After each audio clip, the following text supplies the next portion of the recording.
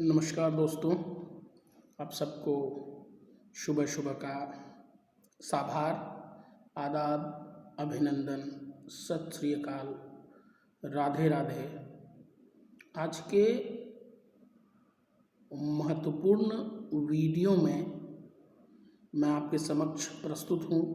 मैं आपका होस्ट और दोस्त आनंद गोपाल सिंह आया हूँ आज आप सबके समक्ष एक जानकारी प्रस्तुत करने और आप सबको आगाह करने कि कुछ गलतियां माता पिता के द्वारा भी हो रही हैं जाने अनजाने में, जिनको दूर करने की आवश्यकता है।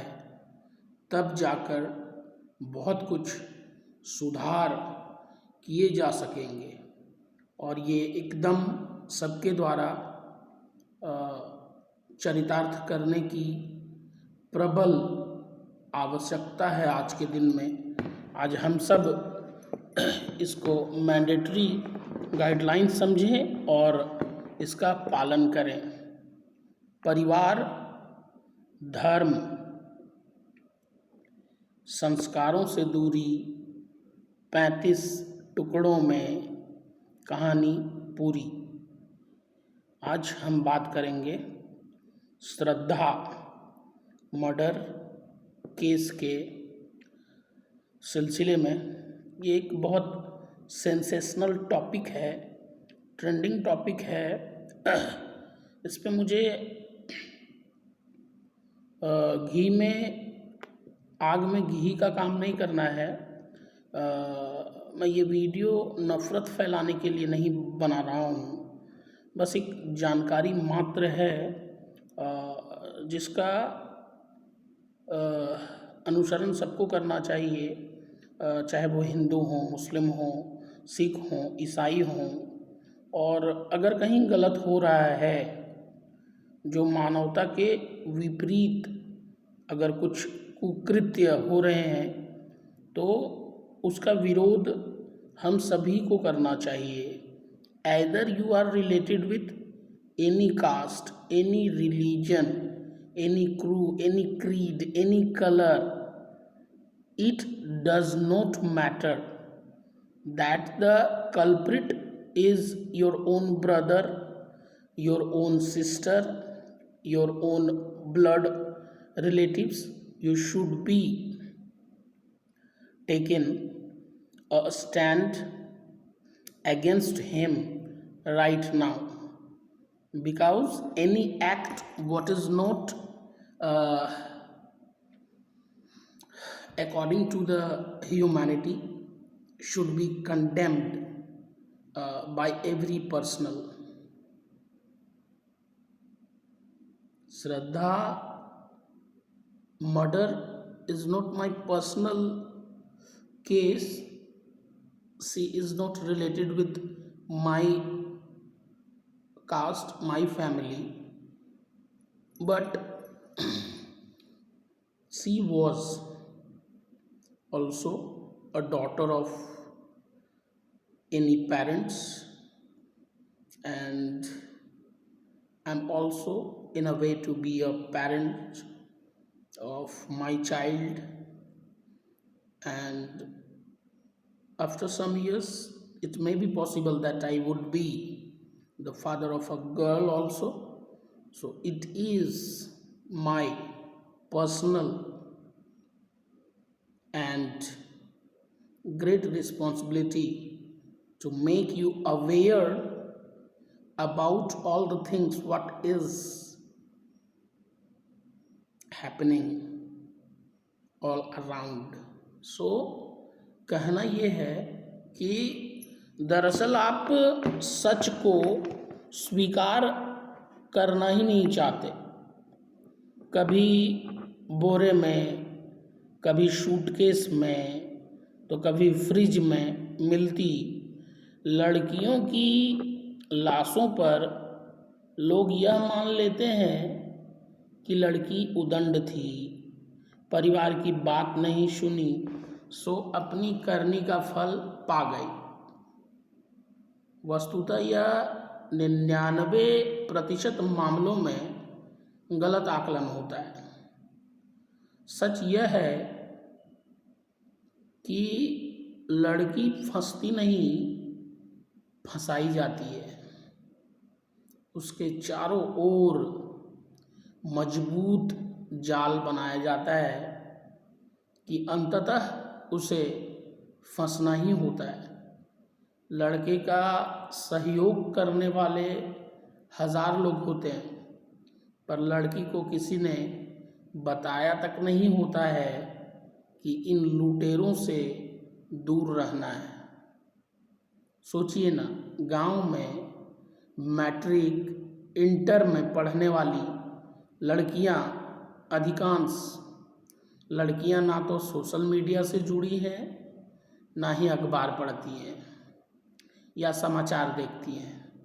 जो सोशल मीडिया में हैं भी, वे अपनी सहेलियों, दोस्तों से जुड़ी गीत, गज़ल, शायरी में डूबी हैं।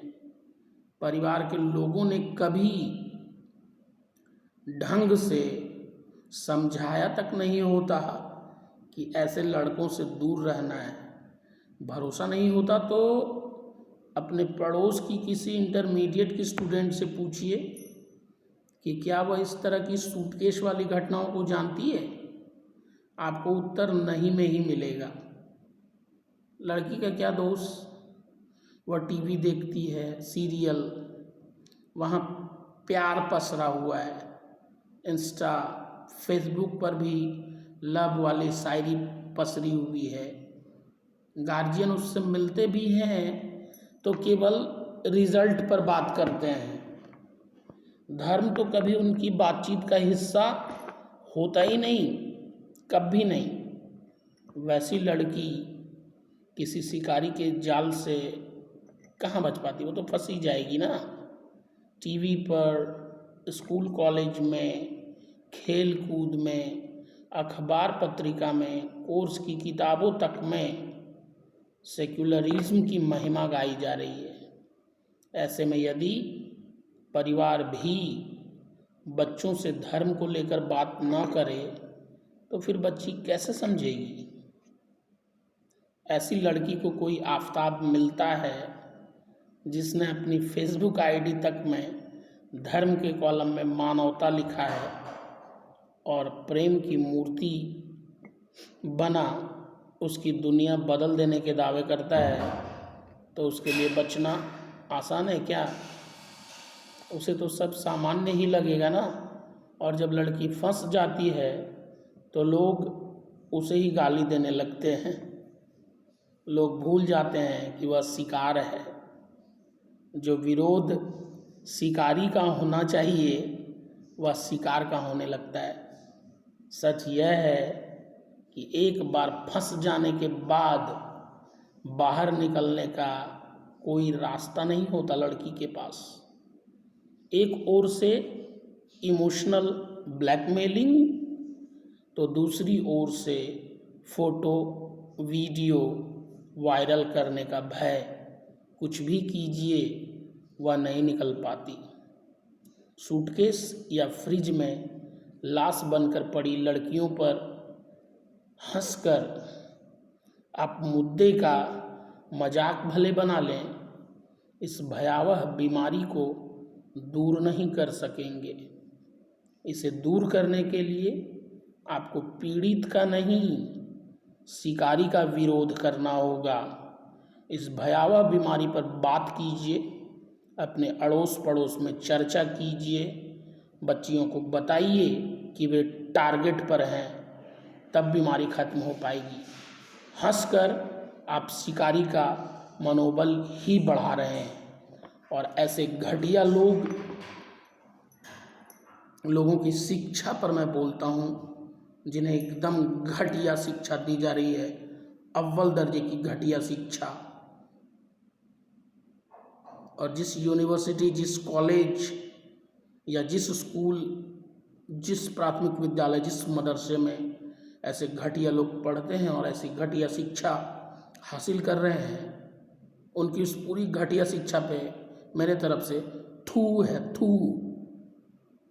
थू है उस पूरी घटिया शिक्षा पे, थू है उस पूरी मेंटालिटी पे, थू है उस मौलवी पे, थू है उस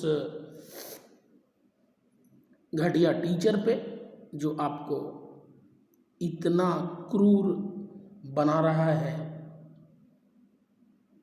कि आप किसी की निर्मम हत्या करने से भी पीछे नहीं हटते। और ये आज से नहीं चला आ रहा है, ये बहुत पहले से चला आ रहा है। ऐसे ही कोई भी आतंकवादी से ज़्यादा डेंजरस लोग हैं ये लोग, आफताब जैसे लोग, ये जहर हैं, मानव बम, इनका पता भी नहीं लगाया जा सकता।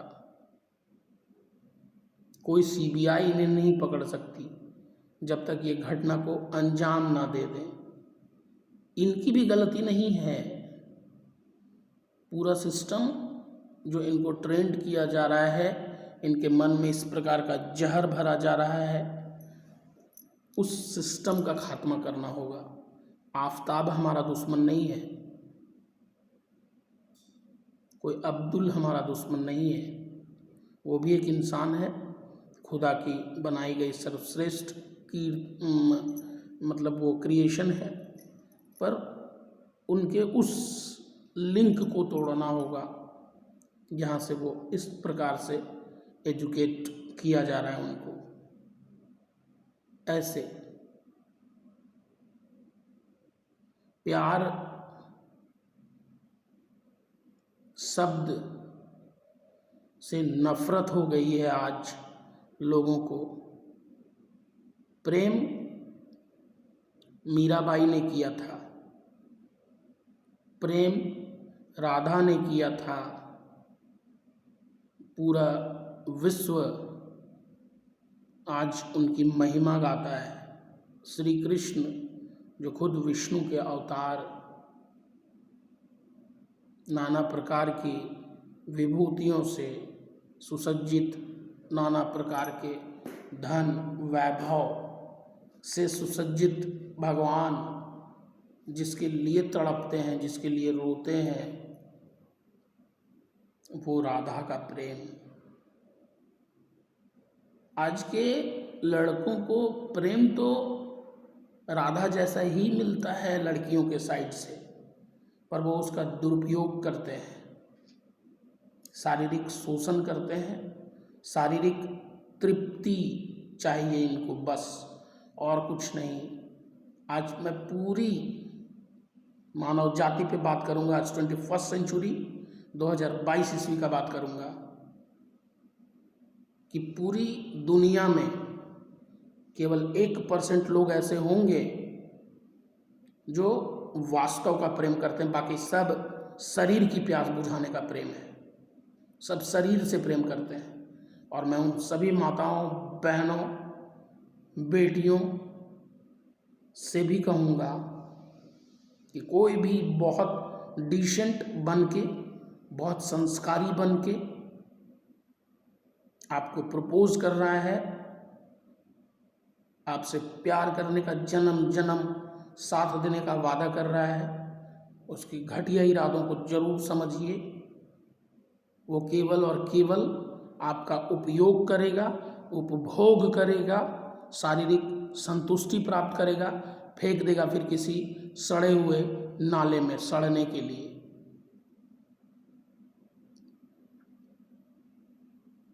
अपने आप को मजबूत बनाइए, अपने आप को झांसी की रानी बनाने की ज़रूरत है, रजिया सुल्तान बनाने की ज़रूरत है, लता मंगेशकर बनाने की ज़रूरत है, नेहा कक्कर बनाने की ज़रूरत है, श्रेया घोषाल की तरह बनिए, सुनिधि चौहान की तरह बनिए, पीटी उषा की तरह बनिए, मदर टेरेसा की तरह बनिए, प्रतिभा देवी सिंह पाटिल बनिए, द्रौपदी मुर्मू बनिए, किरण बेदी बनिए। क्या ऐसे छोटे छोटे कपड़े पहन के और ये ऐसे स्लीव्स और वो क्या बोलते हैं टॉप, और एकदम छोटे कपड़े पहन के डांस कर रहे हैं, चिकनी चमेली क्या क्या, एकदम गिर तो आप गए हैं सबसे पहले। और सबसे पहले मैं बोलता हूँ कि टोटली पूरा इंस्टाग्राम को बैन होना चाहिए, कचड़ा भर के रख दिया है। आज किसी को कोई शर्म ही नहीं है। आज कोई भी व्यक्ति जो है भारत का पूरी तरह से एजुकेटेड तब कहा जाएगा जब वो ऐसा जींस पहने जो 14 जगह से कटे हों। आज कोई भी व्यक्ति तब पूरी तरह से सभ्य कहा जाएगा, समझदार कहा जाएगा जब बाल एकदम चोर की तरह कटाए हुए हों, 14 जगह दाढ़ी पे ऐसे कट मारा हो, है ना, यहाँ पर एक कनवाली पहना हो, एक यहाँ पहना हो, एक यहाँ, और मंग टीका भी पहन ले तो और बढ़िया लगेगा वो। क्योंकि जब तक लड़की जैसा नहीं लगेगा तब तो सुंदर कहाँ से लगेगा। और धन्य है हमारे बॉलीवुड के सारे एकदम दंडवत प्रणाम करने वाले celebrities, either they are actor और एक्ट्रेस। एकदम आपका, जैसे मेरा मन से इच्छा था कि मेवाड़ जाऊंगा, उस धरती पर जहां महाराणा प्रताप पैदा हुए और वहां की मिट्टी का तिलक लगाऊंगा, पर अब मेरा मन थोड़ा बदल गया है। आप जैसे घटिया एक्टरों का चरण का धूलि लगाना है मुझे, क्योंकि पूरा भारत को बर्बाद करने में आप तो बहुत आगे। और ये सीरियल वाले, अरे salute sir, love you. Serial वालों ने भी कुछ कम कचड़ा नहीं किया हुआ है। आज हर सीरियल में सास ससुर को खलनायक दिखाया जाता है, ननद को बेकार दिखाया जाता है हर सीरियल में कि अरे उसकी ननद जो है ना एक नंबर की चंडाल, उसकी सास जो है ना बुढ़िया, अरे यार, इसी तरह की बातें करती हैं आज की पुत्रवधू। तो जिस वो रोज़ देखती हैं सीरियल हर दिन, और वो सीरियल का जो सारा सब्जेक्ट मैटर है उनके दिमाग में रच गया है, बस गया है। उसके बाद उसी हिसाब से वो अपने घर को ढालना चाहती हैं। कि प्रतिज्ञा सीरियल देखे हैं तो प्रतिज्ञा सीरियल में उसकी सास एकदम बेकार है, सज्जन सिंह ऐसे ऐसे चलता है वो भी बेकार है, शक्ति सिंह भैंसुर है वो भी खराब है, और उसके बाद पूरा से सब कोई बढ़िया खराब है उसमें, एक खाली प्रतिज्ञा बढ़िया है। और उसका पति कृष्णा जो है वो उसको बहुत प्यार करता है, मतलब कठपुतली जैसा, जो कहती है सो करता है ना। और सज्जन सिंह और उसके बाकी लोग कृष्णा को पाल पोस कर उतना बड़ा कर दिए, कुछ करता है नहीं, निठल्ला है, गाड़ी दिए एकदम शहंशाह जैसा, घूमता है, सब कृष्णा भैया, जहाँ जाता है सब सलामी ठोकते हैं, भले ही थाना हो जिला जवार में सब सलामी ठोकते हैं। केवल सज्जन सिंह के कारण उसने वो इज्जत नाम प्रसिद्धि कमाई है। शक्ति सिंह के कारण उसने पिता के व्यापार को उतना बढ़ाया है। कृष्णा की इज्जत खुद की नहीं है, 4 रुपये कमाने की औकात नहीं है उसकी।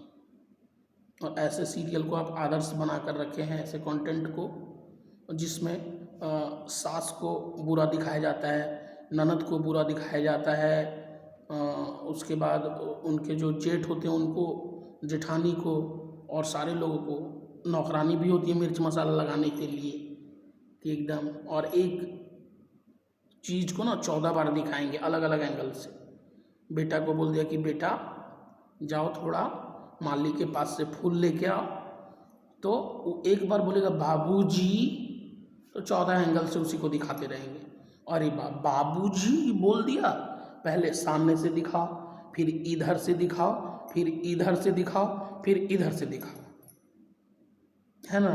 कि अरे सब लोग बात, अरे बाबूजी बोला, अरे बाबूजी, और वैसे सीरियल को हम देख रहे हैं जिनमें एक लड़की को ही नायक बताया जाता है और बाकी सारे खलनायक।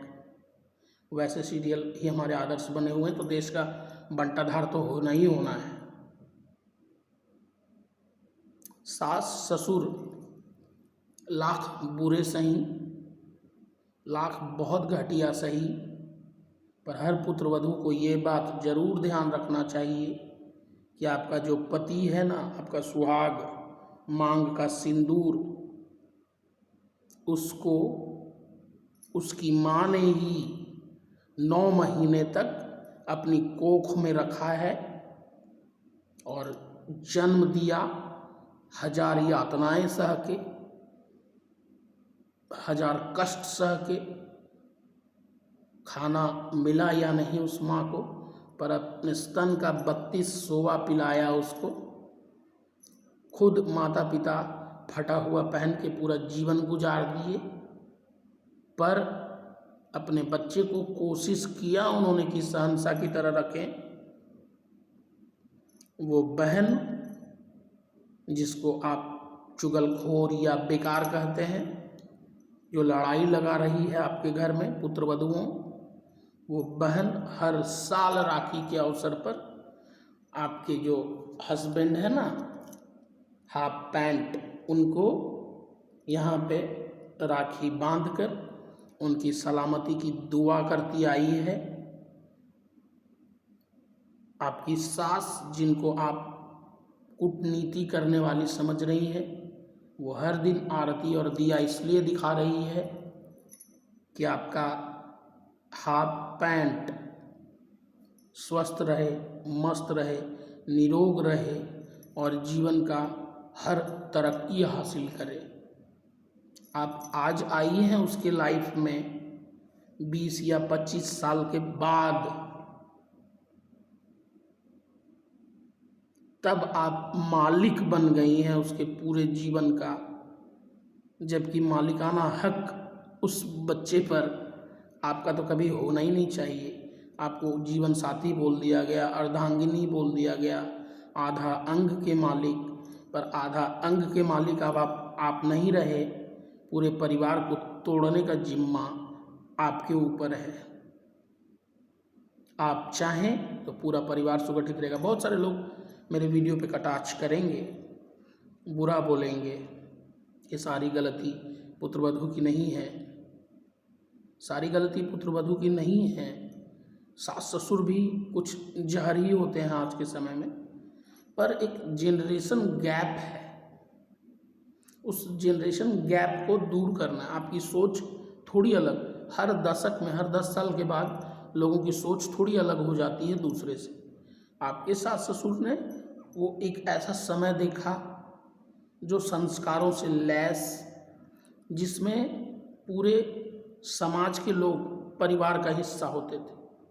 घर की हर लड़ाई में पूरा समाज, पूरा समुदाय, हर गोतिया सब आता था फैसले करने। वो उसमें उन्होंने झेल कर परिवार को यहाँ तक पहुँचाया। आप पढ़े लिखे लोग हैं, MBA, MBBS, FRCS, LLB, आपको क्या है, आपके दिमाग में ये है कि नहीं, हम पति पत्नी झगड़ा कर रहे हैं तो हमारे मैटर में देवर भी ना बोले, हमारे मैटर में सास भी ना बोले। आपको क्या मतलब है, हम लोग लड़ रहे हैं, बेटा भी ना बोले तुम अपना काम से काम रखो, दादा ना बोले, आपको बीच में बोलने की क्या जरूरत है। तो उनकी गलती नहीं है, वो तो बीच में बोलेंगे ही बोलेंगे ना, क्योंकि जब वो परिवार को लेकर चल रहे थे, जब वो जवान थे, तो वो उनके साथ जब ऐसा सिचुएशन आता था तो सब लोग बोलते थे। आपको तो केवल एक दादा बोल रहे हैं, उनको तो 1000 दादा आ जाते थे गांव से भी बोलने के लिए, टोकने के लिए, ये नाजायज़ है, नाजायज़ है, नाजायज़ है, नाजायज़ है, गलत बात, गलत बात, उनको समझाने के लिए। उन्होंने उन सारी चीज़ों को झेला है, तो आपसे ज़्यादा महान तो थे जरूर वो। आप बोलते हैं कि मैं हाउसवाइफ हूँ, वर्किंग वूमन हूँ, काम करती हूँ, ऑफिस जाती हूँ, फिर लाके खाना बनाती हूँ, अपने बच्चे को दे देती हूँ, अपने सास ससुर बहुत कमाल कर देती हूँ।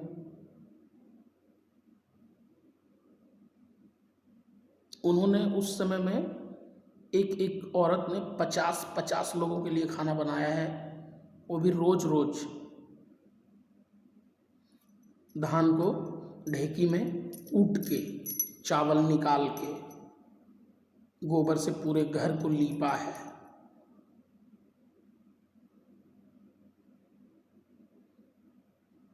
बर्तन भी धोई है, 50 लोगों का बर्तन, मिट्टी की हांडी में खाना बनाया है। दाल भी है तो खुद से उसको स्मैश करना है। आप तो बने बनाए कुकर में, गैस में, और ये मैं 2 मिनट में चटपट मैगी बना के, अरे मेरा सोना बाबू आज बहुत बीमार हूँ, मैगी खा लो। आपका पति वो भी खा लेता है। फिर भी आपको लगता है कि आप बहुत त्याग कर रहे हैं। घंटा का त्याग, कुछ नहीं कर रहे हैं आप।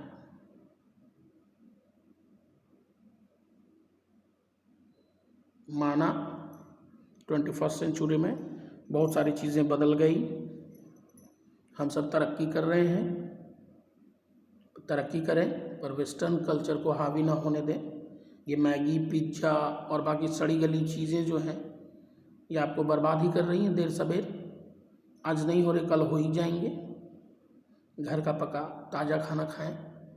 और हर बच्चियों से बोलूँगा कि वो माता पिता जो बचपन से आपके गर्भ में आने से लेकर आज तक जिन्होंने आपकी परवरिश की, आपका ख्याल फूल की तरह रखा, जान से जान